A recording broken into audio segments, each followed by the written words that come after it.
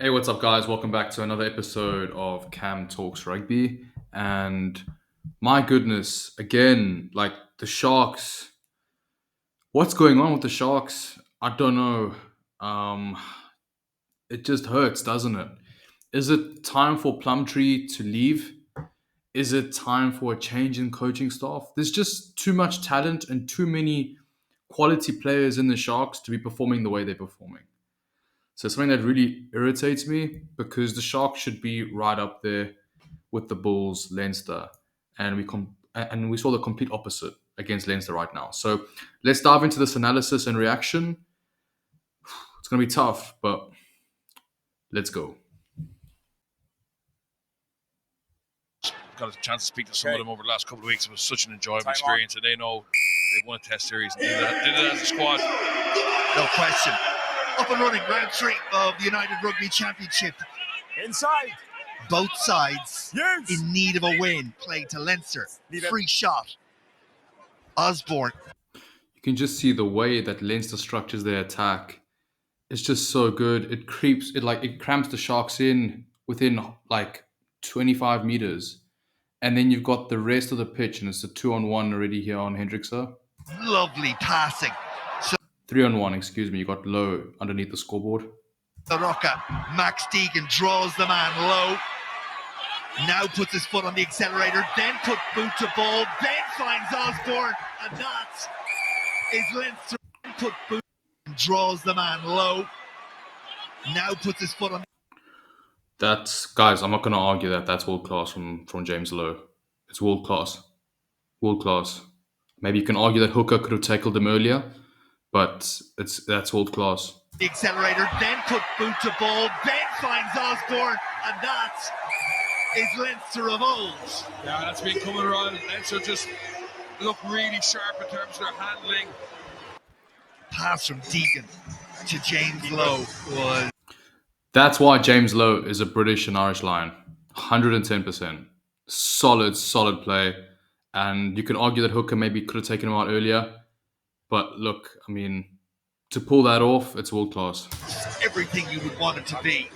Just gave him that extra moment to make the decision. The Sharks are so narrow. They're playing a hard 4-up with poor Edwin van der Merwe over here. 30. Do the Sharks really need Mapimpi here in this amount of space? I would argue that maybe, get Mapimpi into the back line because the flanker and the 8 can defend that side. It's so small. It's like 5 meters. Meters disconnected from his last defender. Not even. And he's looking at Jamie Osborne and James Lowe. Have Leinster's skill set to go out the back here. They will pop it back inside, and it's a clean run through. Jimmy O'Brien.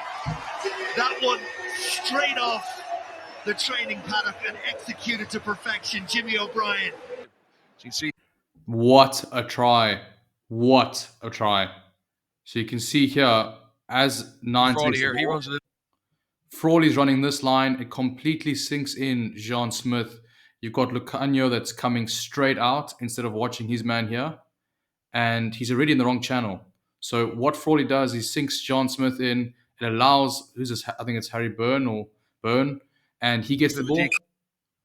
He drifts onto Lucanio arm. There's no one in the middle here, so no one's watching this winger. And like I said, Mapimpi should be watching this man. But he's not. He's in the 5 meter there. Creates a separation. Just play us down. And it's a great try from Leinster.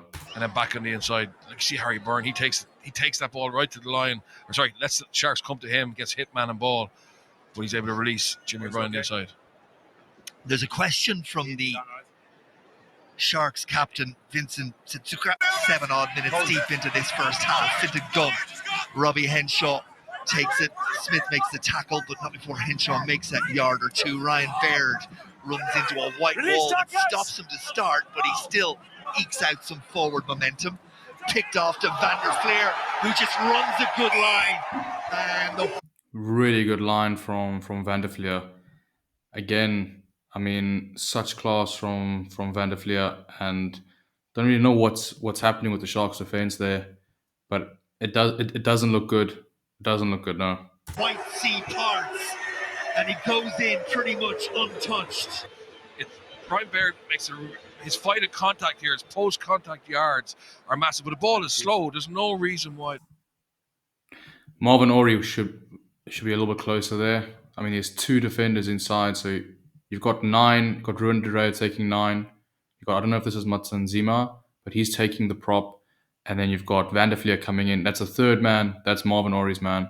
So the Sharks line way, way too wide in this occasion. The Sharks should get beaten there. But in fairness, I give credit to Paddy McCarthy. He runs a late line, and Finnegan just puts it across him.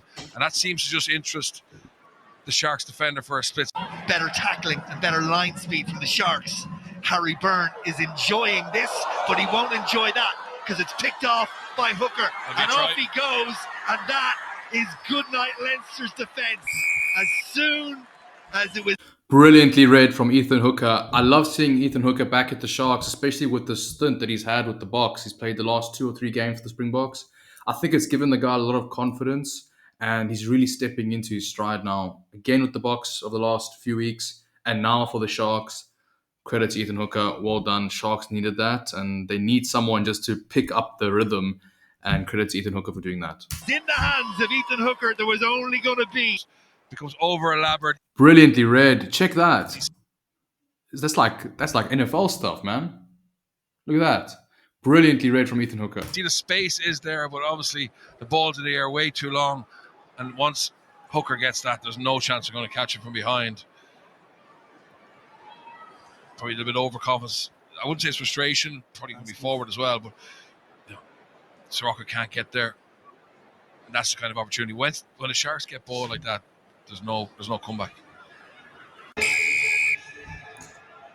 Away we go at the start of the second half. Harry Byrne gets us underway. 21 points to 5, 3 tries to 1 in Leinster's favour. Okay, cut it back. The Sharks have found a bit of bite. I was about to say. That ball defence and their collision work here now. Leinster find it hard to go forward or get quick ball. Guys, I'm looking at the Sharks team, and I'm sorry, but it's too good of a team to be in this situation. It's got too many quality players. Like, yeah, okay, some guys aren't Springboks here, but a lot of these guys are good players. Like, both Chituka brothers are good player. Lorenzo Julius, good player. Ethan Hooker, good player. I mean, even Fez Mbata is a good player. These are all good players. It's just not clicking at the Sharks right now. But anyway, looking at this here, there's a huge overlap here.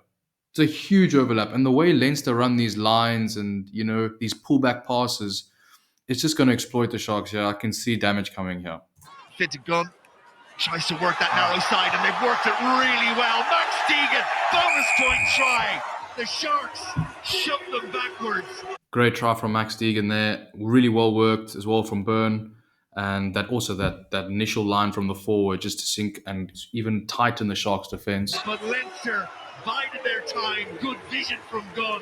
Good finish. Organised on the blind That line here. side.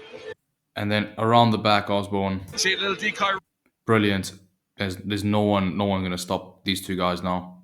Running late sweep from Frawley, and he's such a comfortable playmaker. Leinster debut. That one is an absolute present that McCarthy gratefully accepts, and Leinster, the new... That hurt. Man, that hurt. That last try with the overthrow and the line out, that hurt. It was like the final nail in the coffin. Dance to do. It can confuse or cause enough confusion to execute from here. No, it's not forwards, and that Okay, he was lost after by a white long, boys. Not drawn-out final 4.5. Guys, so that one hurts. Damn. I mean, and we can't go and say that Leinster had their best team. They're still missing Rico Ioane, Arceus Neyman, Gary Ringrose. There's so many players that Leinster don't have. Prendergast. There's so many players that Leinster don't have that could have been playing this game. And it hurts. Like, even this guy here, Kennedy, I was listening to the commentator say quite a cool story about Kennedy. Kennedy, I think it's his second ever adult 15s game. And, he played this well. If you watch the actual 80 minutes, you'll see that he had a really good snipe on the right and a little goose step, and Leinster almost scored at the end because of that. That's where you saw that line out from Fez Mbata. I think it was Fez, or no, Mbanambi that overthrew it. But Yeah, guys, look, Sharks in a little bit of a pickle. In all honesty, it's not looking great. It isn't, and it started with the Curry Cup campaign. Even last year, not the UFC season that they would have wanted. Yes, they got to a semi-final, but we all would have seen that was, I wouldn't want to say lucky, but they had a nice road to that final, and I think the Sharks have got to step it up now because there's too much talent. There's too many good players in this team. All right, sweet guys. God bless you all. Have a great weekend and check you soon. Oh yeah, and credit to Leinster. That was an insane, insane performance. Well done.